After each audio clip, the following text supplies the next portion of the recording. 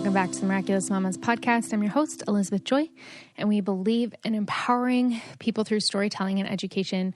And the July is Bereaved Parents Month, and we just want to honor all the parents who have experienced loss. And I wanted to make sure that we had an episode about it, just kind of sharing, because there's power in that. There's power in sharing your experience. And that's what our guest tells us today. And so it's a good conversation with her. We have Bethany on, and she's just so honest and open with us about her fertility journey, about the loss that they experienced. And I just know so many people can relate. We all experience loss in different ways. We all grieve and deal with it in different ways. And it doesn't matter at what stage you experience loss as a parent. You still have the right to grieve. You still have the right to experience the emotions that come up for you, whether you just got a positive pregnancy test and then miscarried right after, or had a stillbirth, which is completely devastating. I can't even imagine the emotions that would go along with that. But yeah, I'm just honored to have the guest on today to talk about the struggles that a lot of people face. And a lot of us don't know how to talk about it, or don't feel that we can, or feel that people don't relate to us. So it's really great having the conversation that we do. I'm going to dive into the interview. All right, everyone, I have Bethany Mcgrath here. And I've known you, I was thinking the other day, I met you 18 years ago. Oh my gosh. I know. I was 16 years old. So that means that was 18 years ago. That's so weird. I know. I'm like, that's almost 20 years ago. Like, how is that possible? So I met Bethany through one of my best friends. It's her sister. So I've known you for a very long time through church camp, and all of that, and just kind of followed your journey along. So I was thinking about this month, of July, because it's called Bereaved Parents Month, and they talk about loss and holding space for people who have experienced that. And I was trying to think of who do I know who has experienced loss and who has shared it, and who I follow and who's an inspiration to me. So I was like, oh, I'll reach out to Bethany and see if she wants to come on. So thank you for being here. So sweet. I'm honored. Thank you. Yeah. So I'd love for you just to kind of share your story of pregnancy and your fertility journey, and just kind of how that was for you and your husband. Okay. Yeah. So my husband and I got married in Missouri at a young age. And then a few years after marriage, we moved to Arizona for a job. And that's where we still are now, which is awesome. I love it. And we've always wanted kids. We've always talked about 4 kids, but we'll see how it goes, type of thing. Just because we both come from families of 4. And I remember it was on my 24th birthday, which is like, so this is a stupid story, this part right here, but my 24th birthday, I remember crying because I was like, I'm getting so old and we don't even have any kids, which is like so crazy to think about because I'm 32 now and I'm like, I'm not old, Right, like, right. I just had I put all this pressure on myself to like get married, have kids, be a young mom, all that stuff. And it was dumb, but that's where it all started. And it was like literally that day we were both like, okay, well, let's start trying. Like, maybe we are ready for this. We're in a season of, a good job, a steady job, and where we want to end up and where we want to be. So let's go ahead and start. And, so we didn't really know anything, we were very naive to the process of having kids. I had heard of infertility about other people, but I had never had anyone super close to me that I knew a lot of details about it. So I never even thought about it. Never even thought it would be something I'd have to worry about. So a few months go by, nothing's happening, I think a lot of people can relate in that the first time, especially if you were a little naive like me, it's like a few months feels like forever. And to some, that's not anything. And to others, it feels like forever. So after probably we're getting close to like 8 or 9 months, I'm like, you know what? I think I have endometriosis, or I think I have this. I'm Googling everything, searching everything. Probably not the best idea, but I know many of you have been there. And I was like, I need to see a doctor. I need to see an infertility specialist, because this isn't happening. We're heartbroken every month. All my friends now are at the age and time where they're getting pregnant and it's easy for them. I've got friends who not even trying and they're accidentally getting pregnant. And some friends are on their second kid. And I'm just feeling, again, just behind and putting so much pressure on myself, but still really just sad that we don't have a baby to hold. And so I had found a doctor that was going to be covered by my insurance, because a lot of infertility specialists, they're not covered by insurance, and we just couldn't afford that at the time. So I found a doctor who was an OBGYN, but he could do some infertility stuff. Like, he had worked with a lot of women going through infertility. He just wasn't necessarily the specialist. And so we drove like a long way, not a long way, I guess, but further out than we wanted to for this doctor. And we met with him, and this was right at about, we had been trying for a year when we met with him. And so we met with him, talked with him, got, asked a few questions, and then we were heading up to a season of camp. We run youth camps for a month up a couple hours away from where we live. And so we're gone from home for about a month every year. And so we're like, okay, when we get back, we'll be able to do tests and do some things. But now we at least have established with this doctor. And while we were at camp, I was late with my cycle and, feeling a little nauseous here and there, just feeling different. And I was like, okay, could this be? But so scared to take a test. Like, I'm like, I'll wait another day because you just, that you hate the letdown and the disappointment. So, waited. Finally, one night we took a test and it was positive, and it was my first positive pregnancy test, in that whole year. And it was like the best feeling in the world, like absolutely the best feeling. Like, we were just thanking God and just believing that this was like, okay, this was supposed to happen this way. And, a year, and we found out at camp where, we have so many memories at camp. And so it's just a really special place to us. And so this is just perfect. It was worth the wait type of thing. So we're going through the weeks of camp, told our family back home, and, didn't really share the news with anyone else yet, just because we wanted to have our first appointment, but we had to wait till after camp. So I was nauseous the whole time. I loved it because I was waiting for that, and we get home, go get an ultrasound, and something was off is kind of what they said. And they were a little confused. So they sent us to like a ultrasound specialist or some other place to do an ultrasound. And it was a couple days later. My husband was actually out of the country on a mission trip. And so I went with my mother-in-law, and they had just told me like that the baby had stopped growing at 6 weeks, even though I was supposed to be about 11 weeks at that point. But, there's no heartbeat. The pregnancy is no longer viable is what the doctor told me. So, I ended up having to make the international phone call to my husband and let him know.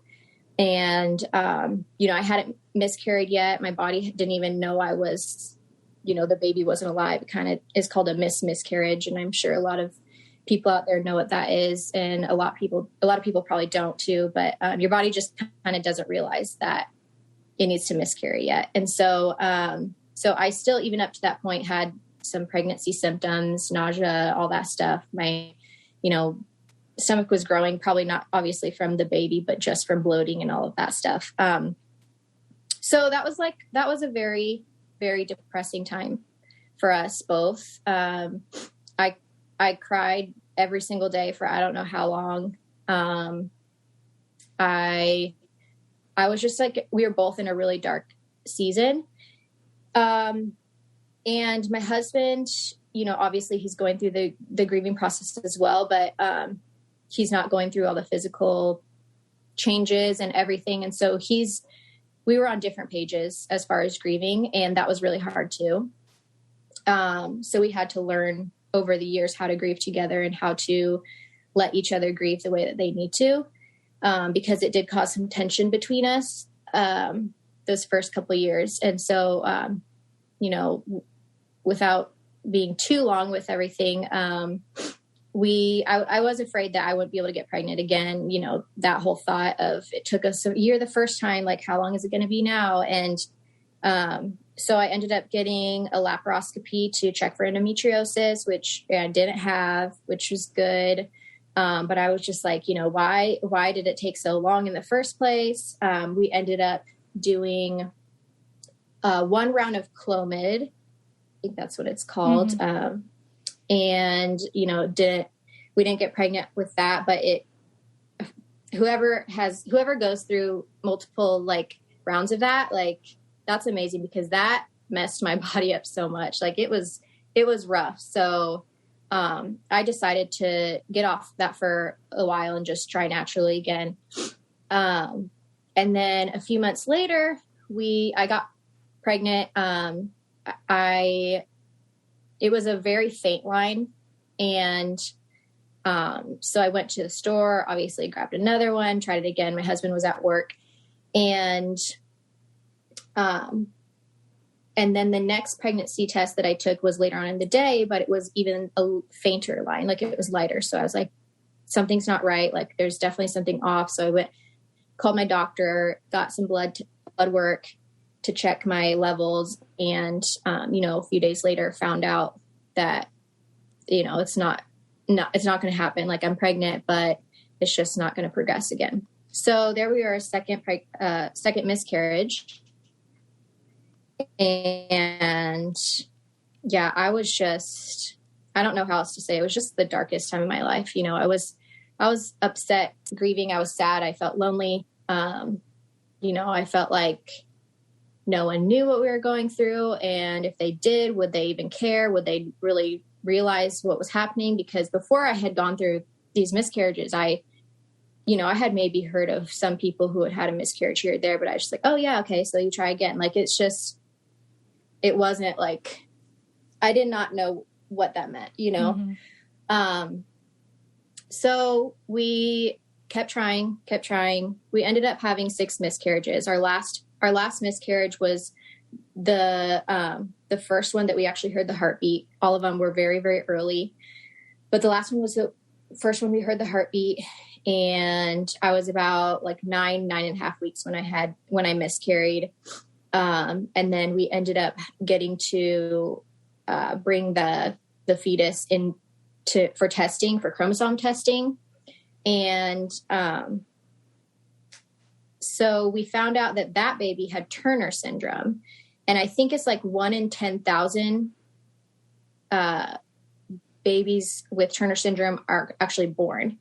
And so even for someone to have Turner syndrome and, be alive is a miracle in itself. So it's a pretty common reason for miscarriage, and it's always a girl, which that was kind of cool to find out it was a girl because we didn't know the genders of our other babies. And then also my husband comes from a family of 4 boys, no girls. And the last time that female Mcgrath was born was like over 100 years ago. Oh my gosh. So, yeah.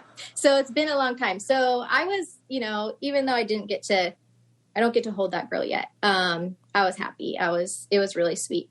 So then our 7th time I said, this is the last time. I can't do any more of this. Like after this, if anything happens, like I'm done. And that ended up being our son, Myler, who is 4 now. And then after he was born, we had a surprise pregnancy, which I never ever thought I'd get. And we found out at camp that we were pregnant with our second, and that's our second son, Wallace, and he's 2. Oh, that's so fun. So, and then I guess I should share, we did have another miscarriage in April of this year, which is just, I don't know, it's just been a different process, and a different, I don't know, everything, because, you know, I've got my 2 boys and I really didn't think I'd ever have any issues again, or any miscarriages. Like I fully believed that like I was healed and there would be no more miscarriage, all of that. And so it was definitely like a shock, but, you know, my husband actually he had a harder time with it, which is surprising, but okay. You know, it's just, we all grieve differently, and I just hold my boys even tighter now, you know? Mm-hmm. Yeah.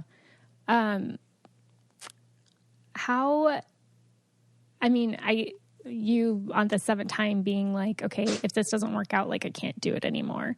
Like that has to be so hard, because as much as you want a kid, right? And then you're experiencing loss after loss. How were you able to hold on hope up to that point? And would you like get excited each time that you got a positive pregnancy test? I don't really know. I mean, my husband and I are believers. We're Christians, and you know that. He's a pastor. We just kept believing that God is good and that he'll take care of us and that he'll answer our prayers in the way that he knows best for us, which doesn't mean that we don't go through hard times or that we can't be sad.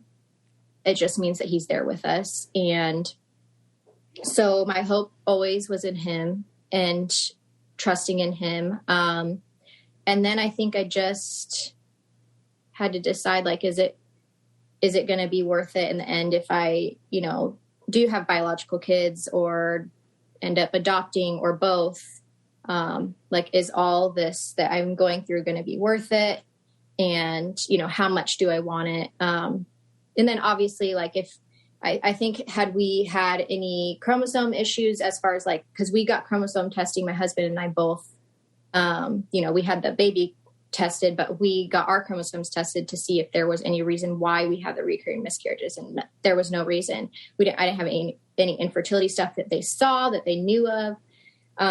So maybe had there been like some things of like, hey, if you keep trying, you're definitely like, you have a high chance of miscarrying, that type of thing. But there wasn't anything like that. We were healthy and everything was, you know, quote unquote healthy and good as far as you know, what the doctor said. So I guess I just kept trying. I really don't know what I would have done if I would have kept trying after the 2nd or the 7th. You know, if Myler wasn't here with us, I don't know. You know, I can't really say. But every time getting pregnant, definitely there was always excitement, a little bit of excitement, but always fear too. So a little bit of both. When you were pregnant with Myler, did you find it really hard to let yourself fully attach to the pregnancy, even as it continued to like grow and be healthy, and, you know, your belly's getting bigger and you can feel him move and all of these milestones in your pregnancy? Yeah. Were you able to like kind of let yourself attach to that? I think once I got out of the first trimester and into the second trimester, definitely it was easier to do that. I think the first trimester was definitely like up and down, up and down. You know, I don't know I don't know what's going to happen. And yeah, I probably didn't attach myself as much and still had the thought of like, I really truly had the thoughts of like, and my husband would encourage me too, but we're like, if this pregnancy does not go through, which we're believing and praying that he's healthy and all of that, but if it doesn't happen, like, God, we still trust you. And we just had to like rest in that. But, by the second trimester, by more, feeling the movement of him as he moved more, all that, like I definitely was able to enjoy it and be more excited and all that. How did you deal with people who didn't know your situation, who were like saying things like, when are you guys going to have kids? Why aren't you having kids yet? And all of those annoying questions. Yeah. Okay. Well, I should have touched on this after I think after it was somewhere in between our third and our fifth miscarriage. I was like, I can't keep this in anymore. Like, we had talked to close friends. Mm-hmm. We had some friends that were going through infertility of their own and ended up doing in vitro and that stuff. And that was really good and helpful. But I realized that talking about it really was healing for me. And so I wrote a blog about it and posted it one day, and I had like the most amazing support. And it really was like, I'm so thankful that I wrote that and posted it and told people and didn't continue to suffer silently, which I don't know that that's the answer for everyone because everyone's personality is so different. But for me, it was really, really healing. But obviously people that we maybe didn't follow me on social media or didn't see, and they said something like, I would just share with them, unless it was a really casual conversation, like, just laugh it off. Oh, when are you going to have kids? I don't know. We want to have kids soon or something, and just something casual. But if it was more of like a serious conversation, or we were in a deeper conversation, be like, yeah, this is what we've gone through and we're trying, and, and try to ease the awkwardness of like maybe them feeling bad. Cause I don't want them to feel bad, or I didn't want them to feel bad, or, cause we all, I don't know, we all say things that we don't, to people that we don't know what they're going through. We all say things that can be hurtful and we just have no idea. And so I just had to trust that people's intentions were right and pure and kind. And I guess, just talk it out if needed. Mm-hmm. Yeah. Well, it's hard now because I feel like there's such a large percentage of people who struggle with infertility. It's like 1 in 7 or 1 in 8. And it's almost a quarter of women who end up having a miscarriage at some point. Sometimes they don't even know. And then sometimes you do. So it's not like it's this really uncommon thing. But yet I feel like there's not really a space for it to be talked about. I mean, there is more like online and stuff like that, but I feel like people don't know how to act. Like when you tell them, when you're like, hey, like I had a miscarriage, and they're like, oh, I'm sorry. Like, it's, like, can I do anything for you? I feel like it's just hard for people to know how to show up for you. Was there anything that anyone did for you that you found to be supportive during that time? Mm-hmm. Yeah, we had some friends out of state that ended up sending us a box of like a date night box and just a card to say that they're, they love us and they're praying for us and just to encourage us. And they said, have a little date night in. And so they sent a blanket with popcorn and movies and I think hot chocolate or something. And that went like such a long way. Mm-hmm. And it was just so sweet just to even know that people were thinking about us, I think was the biggest thing.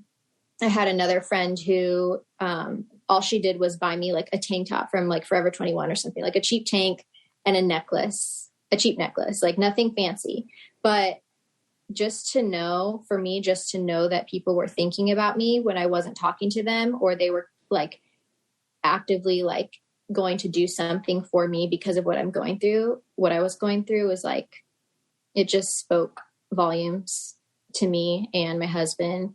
And even just having friends that, a month later, 2 months later would say, how are you doing? Mm-hmm. And just to know that they remember that they remember, like, I've lost a child, even though no one saw that child. It's like, it's hard to fathom, like, if it's just hard for our minds to believe something that we don't see right in front of our face, or to understand it. And so just to know that they were thinking about me, and even when it was weeks or months out from when it had happened. Mm-hmm. Yeah. Or even creating the space to let me talk. Mm-hmm. Like, if they're like, if they just ask questions, or they're like, hey, tell me about, like, for me, I actually loved talking about my miscarriage, as weird as that may sound, like talking about what my body went through and what happened and like the struggle of it. Maybe I can relate it to, like, when women get together and they talk about their labor stories and all the crazy things, fun things. Like, it's just, I don't know. There's something about it that was like really helpful for me. And I loved just sharing that part. And so for having friends that would like create that space that I could share was really helpful. Mm-hmm. It's like just showing up, like showing up with, if you don't have the right words or you don't know what to do, it's like, just like a little gift or just checking in. Any of those things are so helpful. And I love that you mentioned like checking in a month later, because I feel like that's something that also doesn't happen tons, is it's like you share and then they're like, oh, I'm sorry, can I do anything for you? And then people don't want to bring it up again, or they're scared to bring it up again. But they might not know that, that you're still going through it. Like, I haven't really shared on here because we haven't been ready to, but I mean, I miscarried almost 2 months ago now. And I feel like the support was there right at the beginning, but nobody's asked me about it like in over a month. Yeah. And it's hard because I'm still emotional about it. Like, I cried with you right before we started podcasting. Just bringing it up made me emotional and tearful because it is an emotional roller coaster, and it's you just grieve in different ways. And I feel like it comes out in different times. And I feel like I really haven't had anyone just hold that space for me. Yeah.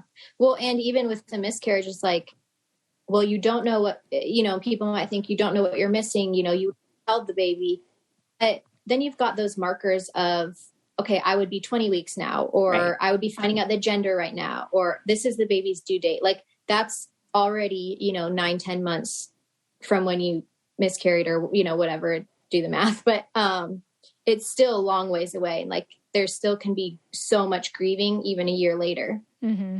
And I think people, maybe they're just scared to, or they just don't understand that, Mm-hmm. Yeah, that's definitely been, I feel like, some of my thoughts lately, is because I'd be almost 16 weeks pregnant, and during my pregnancy with Jovi, I was starting to show, and they say with your second one, you usually pop sooner. So I'm like, oh, I'd probably be showing right now. And, everyone would know. We would have already done an announcement. And so it definitely is hard, because you do like think of those things. Like, I had it all, you just plan things too. Like, I already, as soon as we found out we were pregnant, like, I ordered this onesie that we were going to share with our family. And it was like Baby Presta, or it was a shirt for Jovi that said Big Sister January 2022. And now it's just like sitting in my closet. And I'm like, what do I do with this onesie? Like, there's not a baby coming in January. So, what do you do with it? And I feel like those are the things that if you haven't experienced it, you don't think of. Like, I already started planning like the room and the nursery. And I'm just that type of person. I'm like, oh, I'm pregnant, I'm creating a Pinterest board. Like, Exactly. Yeah. And so people don't like realize that stuff. Yeah. It's that excitement, and you tell your family, and then you have to tell them that it's not there anymore. Yeah. Yeah, that's so true. Yeah. I feel like that's the hard part. the planning. It is. And then I feel like then the excitement, like how, because I guess I thought, because I had a miscarriage before Jovi, and I ended up in the emergency room, and it was kind of like traumatizing. And then we got pregnant with Jovi, and I thought like, oh, since I had Jovi, I'm probably not going to have a miscarriage again. So, obviously I didn't go through the struggle like you did at all. but I didn't think that it would happen again. Yeah. Because they say, like, once you've had, like, a healthy, viable pregnancy, it's, like, less likely to happen. So then you just put yourself in that category. Yeah. Yeah, I know. That's exactly where we are at too. It's just like, we've had 2 healthy pregnancies now. Like, why this one? Why now? You know, and it's just, it doesn't make sense. Mm-hmm. And I feel like I'm along the same lines as you, is it's like, I feel like that's also where your faith just has to come into play, and trying to believe that there's a higher purpose, and that, you know, that your story can be used to help somebody. That this life isn't about us. And I try to remind myself, even with Jovi, like, we're just the vessels, and we're just the vessels to raise her. And our bodies are the vessels to carry the children here, and just trying to remind yourself of those things. But it can be, there's definitely times where it can feel hopeless. Like you said, your first miscarriage and the second one, and kind of being in that dark place. And you had mentioned that you and your husband grieved differently. Like, how were you able to navigate that? Mm-hmm. I don't know. I don't know that we probably should have gone. No, not probably. We should have gone to counseling. Mm-hmm. You know, since then we've gone to counseling, or I've gone to counseling, or we've gone together, whatever. Whether it's, you know, whether it was for grieving something or just parenting or anything that we're going through. And it's just so healthy, and it's been so good. And, so I think we definitely should have gone to counseling, and I wish we would have. Thankfully we made it through. I don't know how we did, but we did. It was just a slow, long, hard process of learning each other over those 3 years of all of that.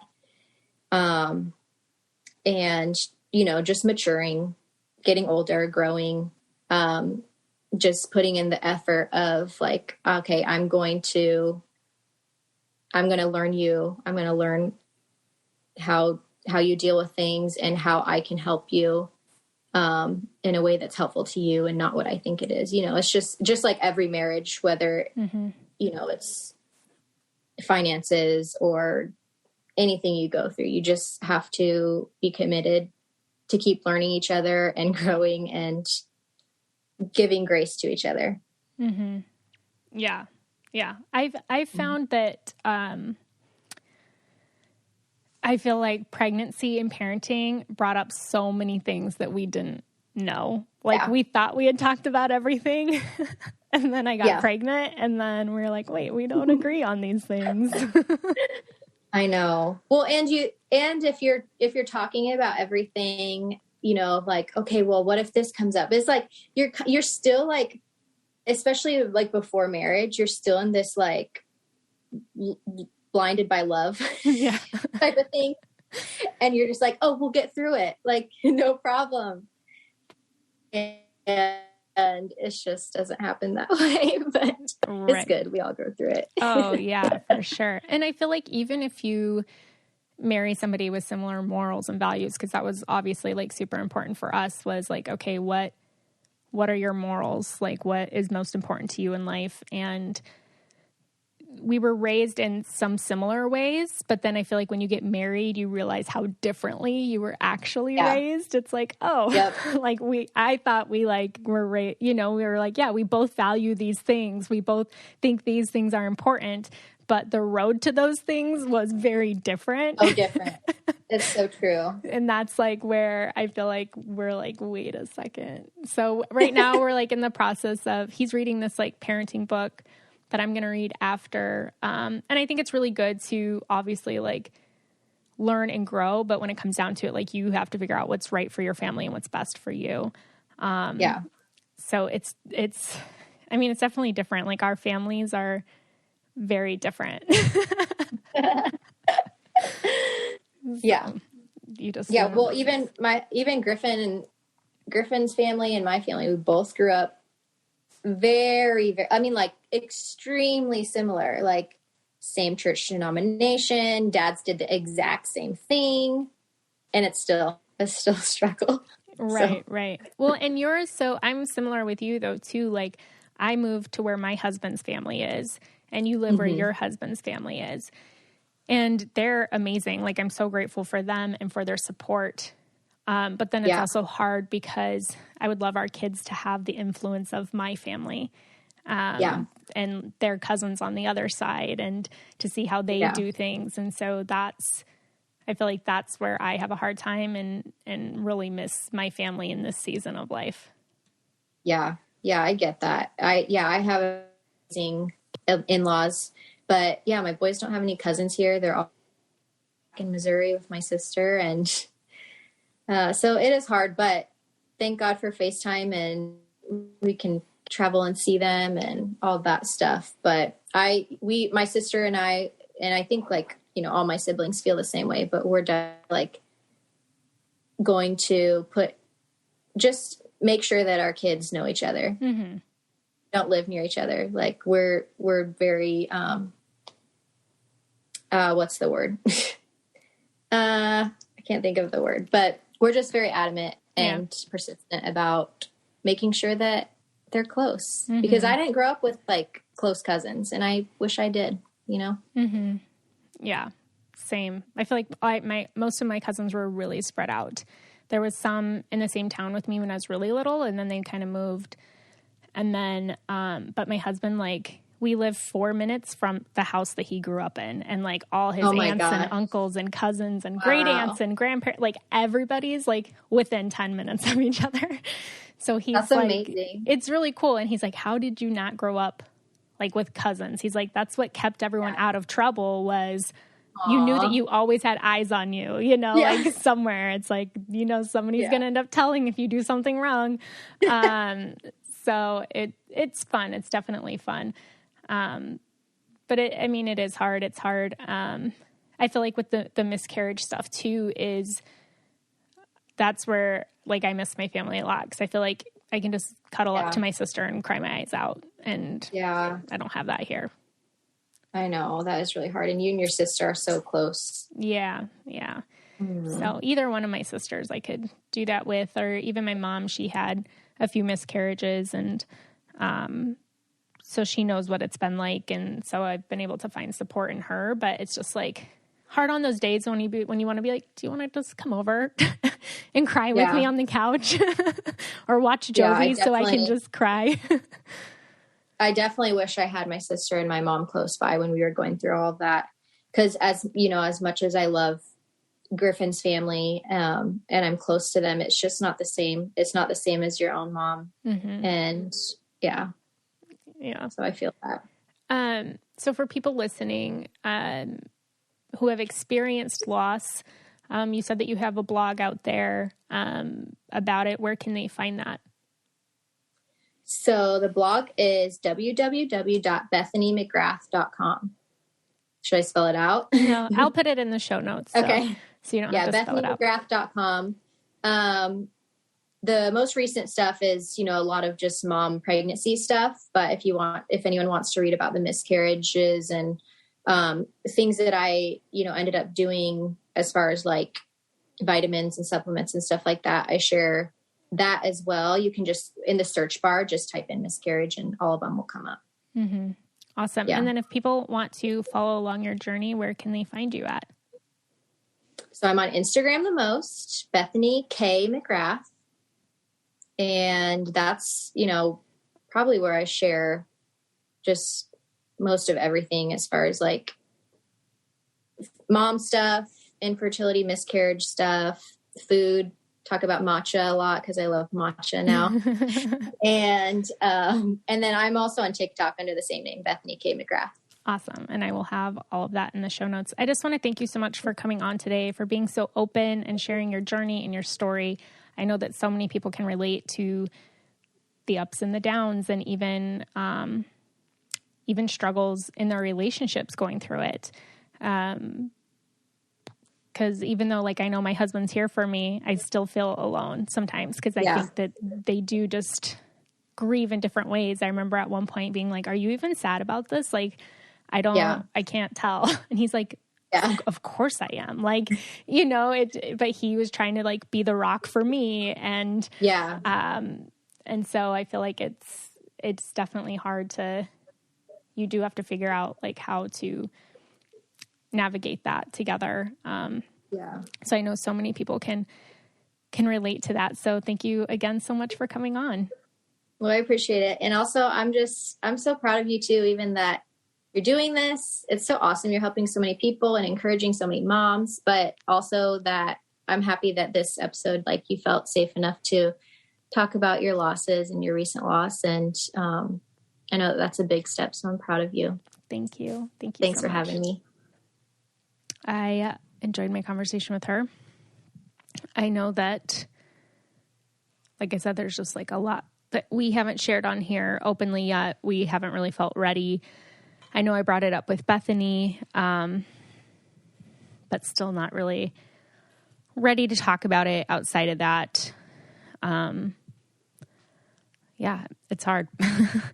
But I just want to thank her for coming on and for sharing her story and being so open. Make sure you follow along with her. She's just fun and inspirational, and her blog is great. So make sure that you go check Bethany out. If you're listening, make sure that you check out our sponsors who are sponsoring the podcast, genx.com/mamas.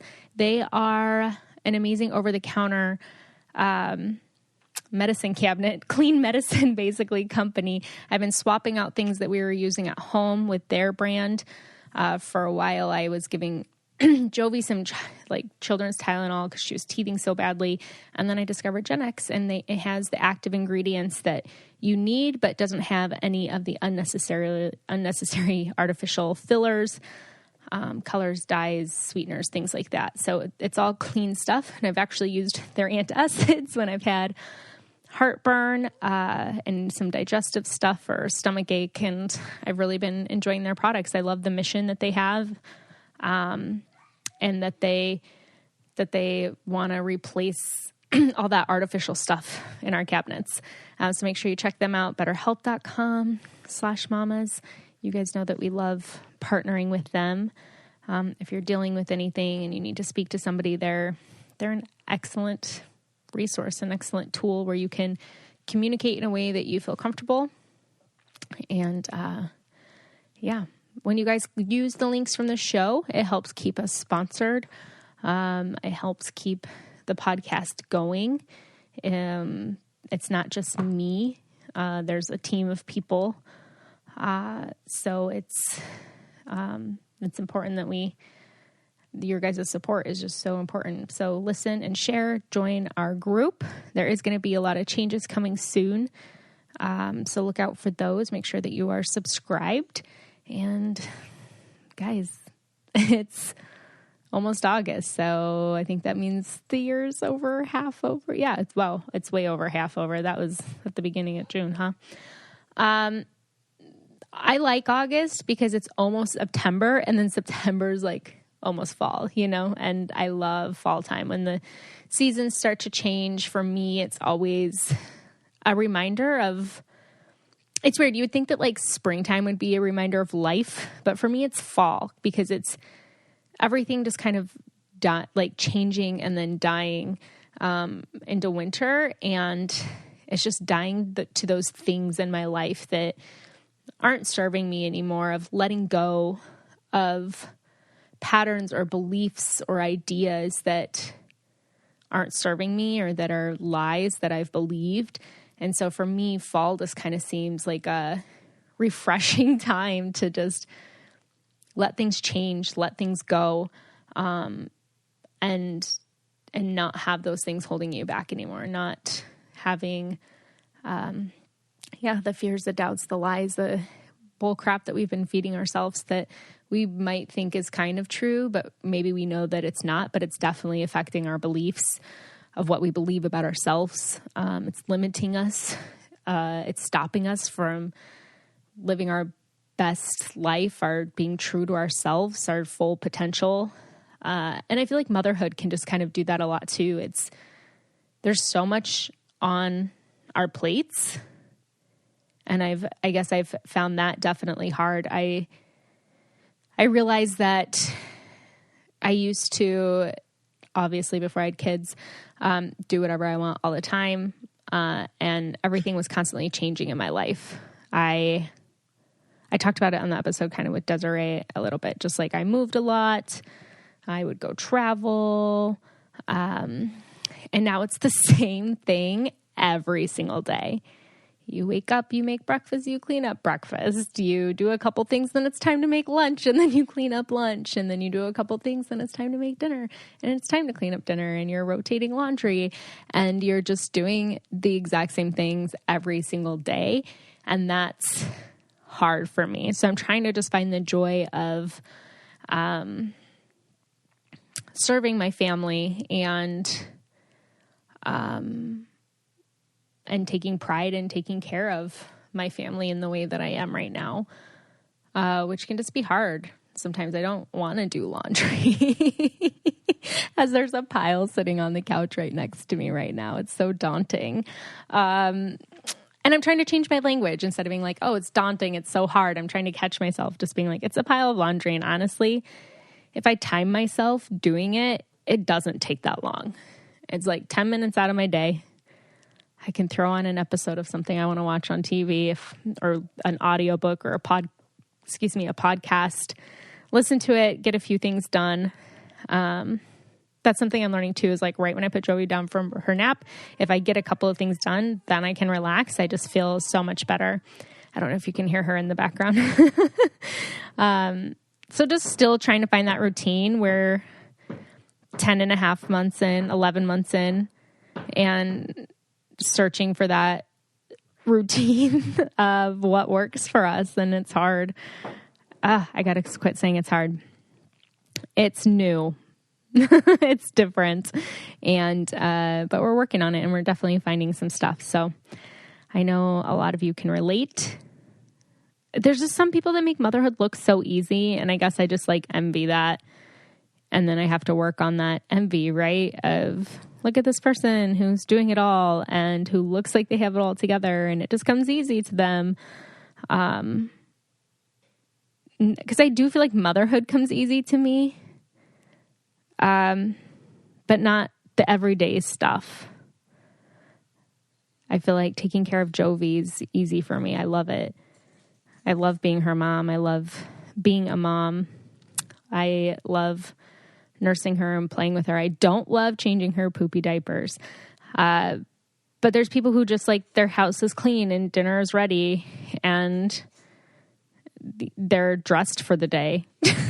And I'm like in leggings and dinner might be ready, but the house isn't perfectly clean. Like not everything's done.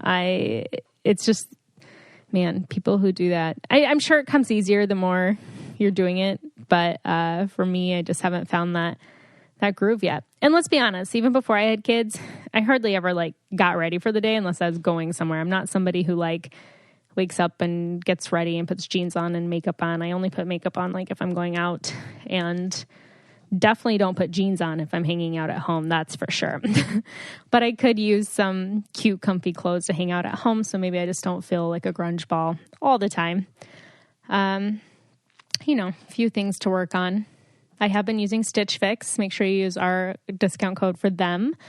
I've definitely gotten some cute clothes from them that I've really, really loved, that I've added to my closet where I'm like, okay, I can just throw this on and it's something cute and I'm not thinking about it, or I'm like, oh, it doesn't go with anything, or I don't know how to dress it up or down.